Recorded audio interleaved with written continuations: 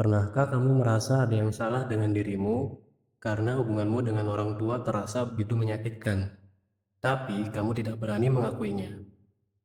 Hari ini, mari kita berbicara tentang sesuatu yang mungkin sudah lama kamu rasakan, tapi belum pernah kamu ungkapkan dengan jelas. Tentang mengapa kita sering merasa bersalah ketika hubungan dengan orang tua tidak seindah yang orang lain ceritakan. Ketika masih kecil, orang tua adalah segalanya bagi kita. Mereka seperti superhero dalam hidup kita. Mereka yang memberi makan, melindungi, dan merawat kita. Karena tanpa mereka, kita tidak bisa bertahan hidup. Karena ketergantungan yang besar ini, secara tidak sadar kita memandang orang tua seperti makhluk yang sempurna dan tidak pernah salah. Bayangkan seorang anak berusia 5 tahun. Ketika ayahnya marah atau berteriak, anak itu tidak berpikir, ayah tidak bisa mengendalikan emosinya. Sebaliknya, anak itu akan berpikir, pasti saya yang nakal, makanya ayah marah. Mengapa demikian? Karena bagi anak kecil, jauh lebih aman untuk percaya bahwa diri mereka yang salah daripada mengakui bahwa orang tua yang paling mereka andalkan ternyata tidak sempurna.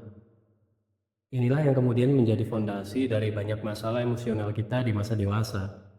Kita sudah terlanjur terbiasa menyalahkan diri sendiri untuk mempertahankan citra sempurna orang tua. Tapi, apa yang terjadi ketika citra sempurna itu bertabrakan dengan kenyataan yang pahit?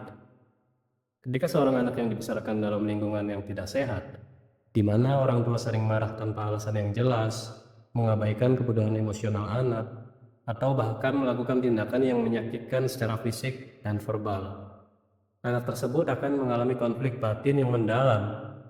Di satu sisi, mereka merasakan sakit dan ketakutan, dan di sisi lain, mereka masih ingin percaya bahwa orang tua mereka adalah orang yang baik dan sempurna.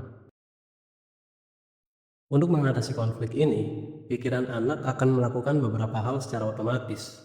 Pertama, mereka akan menyangkal dengan mengatakan seperti, ayah tidak benar-benar menyakiti saya, atau ibu sebenarnya sayang sama saya, cuman dia sedang capek.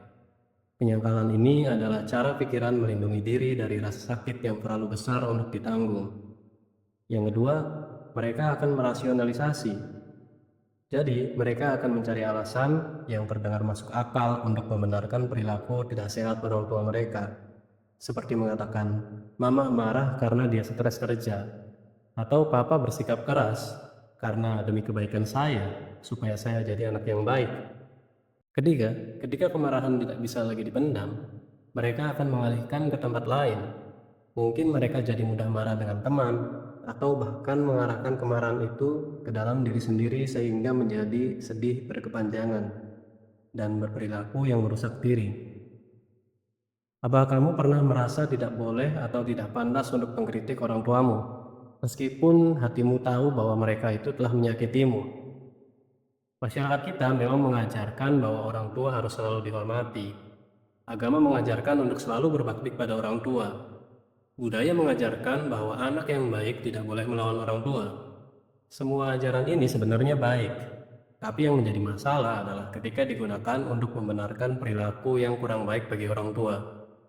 Tabu untuk mengkritik orang tua ini membuat banyak orang dewasa terjebak dalam penderitaan emosional yang berkepanjangan.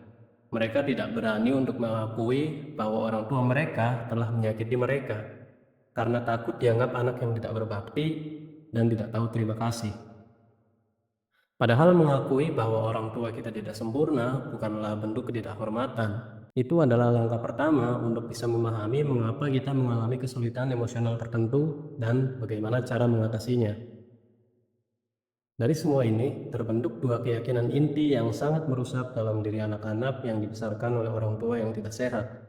Pertama, merasa saya tidak baik dan orang tua saya baik. Dan yang kedua, saya lemah dan orang tua saya kuat.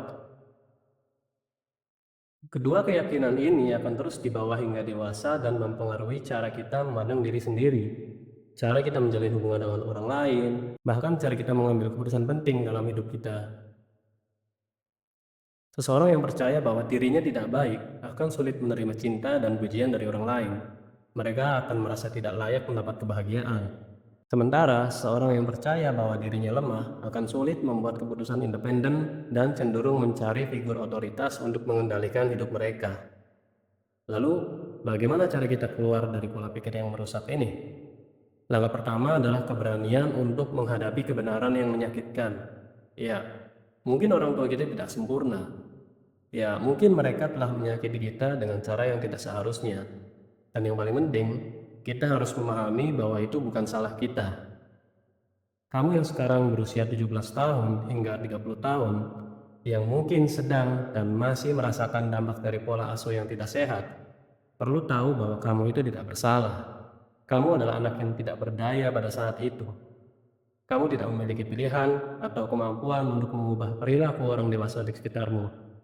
Menghentikan penyangkalan adalah langkah yang sulit tapi sangat penting. Selama kita terus menyangkal atau merasionalisasi perilaku tidak sehat orang tua, kita akan terus terjebak dalam pola pikir yang merusak. Kita akan terus menyalahkan diri sendiri dan tidak pernah bisa berkembang menjadi versi terbaik dari diri kita. Penting juga untuk berhenti berharap bahwa suatu hari nanti orang tua kita akan berubah, menyadari kesalahan mereka, dan memberikan permintaan maaf serta cinta yang selama ini kita dambakan. Harapan seperti ini seringkali sia-sia dan justru menghambat proses penyembuhan kita. Orang tua yang memiliki pola perilaku tidak sehat cenderung defensif dan sulit mengakui kesalahan mereka. Mereka mungkin akan terus menyangkal dan menyalahkan kita, atau bahkan memutarbalikkan fakta. Memahami hal ini akan membantu kita untuk tidak terjebak dalam upaya yang sia-sia mencari validasi dari mereka. Yang paling penting adalah fokus pada perubahan dan pemberdayaan diri sendiri. Mulai melihat orang tua secara lebih realistis, bukan lagi sebagai figur dewa yang tidak pernah salah atau sempurna. Istilah proses menurunkan orang tua dari singgasana akan membantu kita menyeimbangkan kembali hubungan dan mulai mendefinisikan diri kita secara independen. Ingatlah bahwa pola pikir dan keyakinan yang ditanamkan sejak kecil memiliki dampak jangka panjang. Mereka mempengaruhi cara kita menjalin hubungan, memilih karir, membangun harga diri, dan mencapai kesejahteraan psikologis. Tapi kabar baiknya adalah semua ini bisa diubah. Jadi, kita bisa belajar untuk melihat diri kita dengan lebih baik, membangun keyakinan yang lebih sehat, dan menciptakan kehidupan yang lebih bahagia. Perjalanan untuk pulih dari dampak pola asuh yang tidak sehat memang tidak mudah. Butuh keberanian, kesadaran, dan seringkali bantuan profesional. Tapi yang pasti, kamu layak mendapatkan kehidupan yang lebih baik. Kamu layak untuk dicintai, dihargai, dan bahagia. Jadi, apakah kamu siap untuk melihat kebenaran dan mengambil langkah pertama menuju kebebasan emosional? Dan yang paling penting, ingat, kamu tidak sendirian dalam perjalanan ini. Banyak orang yang mengalami hal serupa dan berhasil bangkit dari masa lalunya yang menyakitkan. Saatnya untuk berhenti menyalahkan diri sendiri dan mulai membangun kehidupan yang benar-benar milik kita sendiri.